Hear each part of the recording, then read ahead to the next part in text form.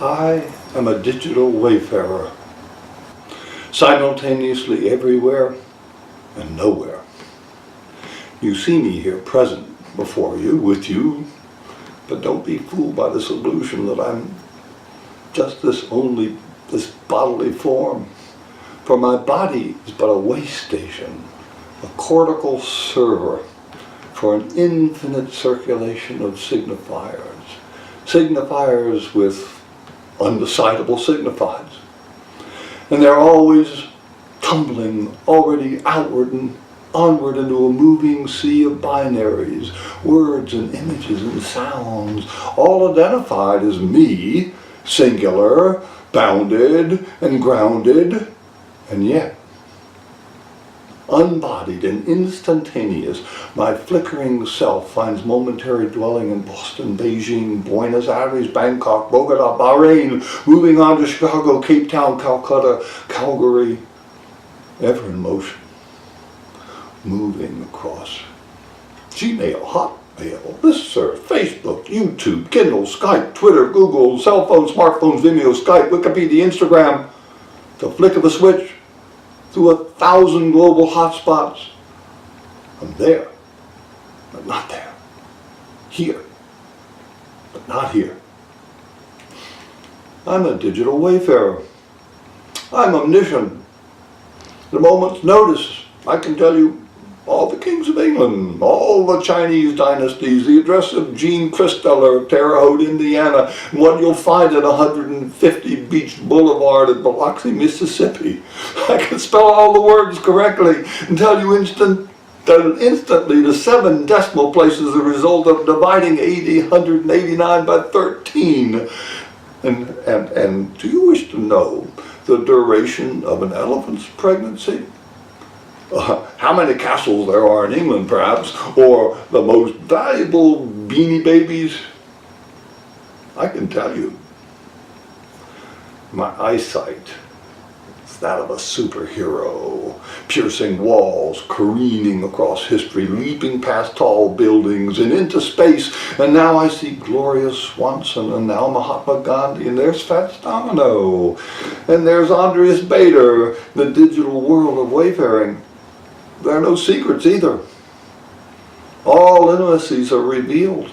I know what takes place in bedrooms, locker rooms, toilet rooms, back seats, beaches, forest glades, under desks, in elevators, hotel rooms, sitting before one's computer, who does what with whom, complete with sound and color. There before me, the uncountable images of naked females, males, she-males, hermaphrodites, cross-dressers in all sizes and shapes and ages, and the once secret intimacies now set loose to roam freely across the digital steppes. And yet, while omniscient, I also dwell in this nether region of never knowing.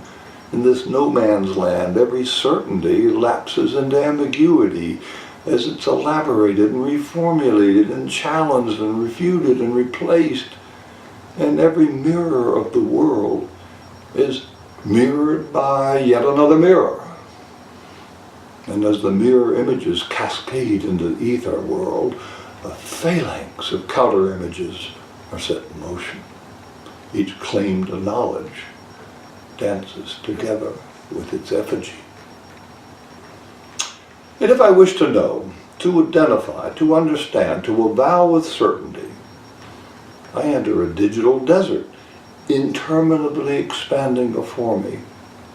Now, the search engine, that's my guide, my tutor, my muse, but laughing sardonically at my feeble attempts to seize even a precious moment of certainty. So, I wish for one to know about Nietzsche, his philosophy and his life. That's a simple request, isn't it? To understand a single individual at a circumscribed point in history. Just a little honey for my bread of knowledge. Yeah, my search engine will yield up 2 or even 3 million portals of possibility. So, you think I overestimate? Nietzsche alone actually reaches the 7 million mark. And should I set out today to master all, to finally become the master of what is known about this man, I shall never reach the end. For each day, the number of my readings will be exceeded by the number of new entries into knowing. And with each entry, new incitements to conversation, they just spill into the universe. New questions, new interpretation, new doubts, new disagreements. Yeah, I'm omniscient, but simultaneously empty of knowledge. I possess no knowledge. I have no ownership. I don't carry it with me. I'm but a conveyor of that which we take to be known. The possession of no one, circulated and accessed by all. And we dip our fingers into this swirling river of knowings and draw them out, only to see the drops fall from our fingertips and evaporate from the surfaces of our nails. I'm a digital wayfarer, both mortal and immortal. My physical capacities are eroding. I'm losing mastery of spelling and names and phone numbers and facts and logics and storytelling and fantasizing as I'm locked immobile together with my technologies. My powers of movement, balance, dance, and play, they're all eroding. My digital world ever expanding while brain and body atrophy. And yet I am immortal, because this body may pass, but the expressions will linger without end in the countless hot spots of the world. I'm a digital wayfarer. I'm traveling across time, unburdened by the baggages of being. I'm without fixed form. Yeah, there are momentary snapshots, but the images continue to multiply, click, click, click, from every angle, every context over time, and the same person is now revealed to be as many selves as there are relevant URLs. I'm also without thought. There is no Cartesian Ursprung from which all my action proceeds.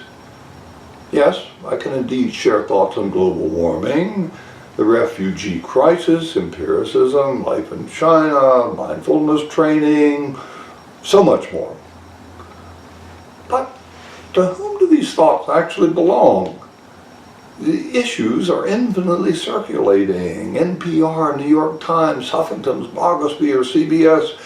But if we remove this receiving circulation of thought, we removed it, what could I possibly say? If the refugee crisis had never moved across the plane of global conversation, what would I reply to your request for my thoughts? The circulation now moves globally through myriad and momentary locations, inciting still further conversation until thinking is located nowhere, in no particular person, neither in you nor in I, but it's in the continuous process spread out across the globe.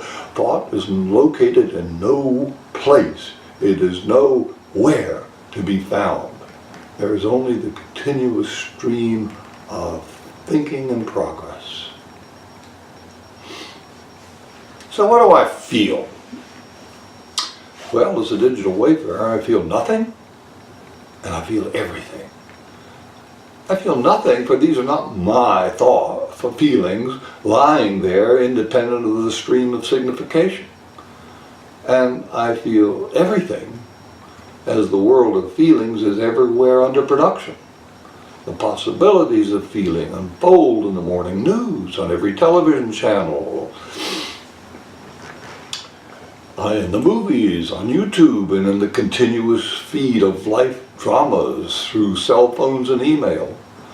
My emotions are spread about the world, fed by earthquakes in Chile and slaughters in Somalia and bombs in Baghdad and tsunamis in Thailand, everywhere drawing me into feeling. I'm the receptacle of emotion from a thousand sources. Emotion moves me as it moves through me, only to be passed on in my next email, tweet, or blog. there's no locating an emotion. There's only the continuous movement of emoting, owned by no one, created by everyone. And what about carnal desire, that primordial stamp of animal nature? Well, if desire comes into being through the allure of its object, then we have to ask about the sources of allure. For the digital Wayfarer, the sites of its production may be located in the ether world, on television, movies, YouTube, cyber porn. And what about carnal desire, this primordial stamp of my animal nature? Well, if desire comes into being through the allure of its object, then we have to ask about the sources of the allure. Now, for the digital Wayfarer, the sites of its production may be located in that ether world, television, movies, YouTube, cyber porn, an ever-expanding ecology of desire. Everywhere, circulating, tantalizing, titillating, beckoning, creating mysteries, unfinished stories, veils in continuous removal. The exoticizing of the ordinary, everywhere interpolating us within an economy of lust. My desire is not my own. It's spread across the moving matrix, defined and delineated by that enrapturing expanse of showings and tellings. I'm afraid I travel as well without a moral compass. There is only the ever-relentless compassing MSNBC, Fox News, Al Jazeera, Pat Robertson, New York Times, a million religious websites, libertarianism, left-wing, right-wing, moralities and ethics spilling out from every digital pore. And for every value, there's a counter-value on the next channel. For every voice of liberty, another honors tradition. For every right to voice, there's another which is threatened.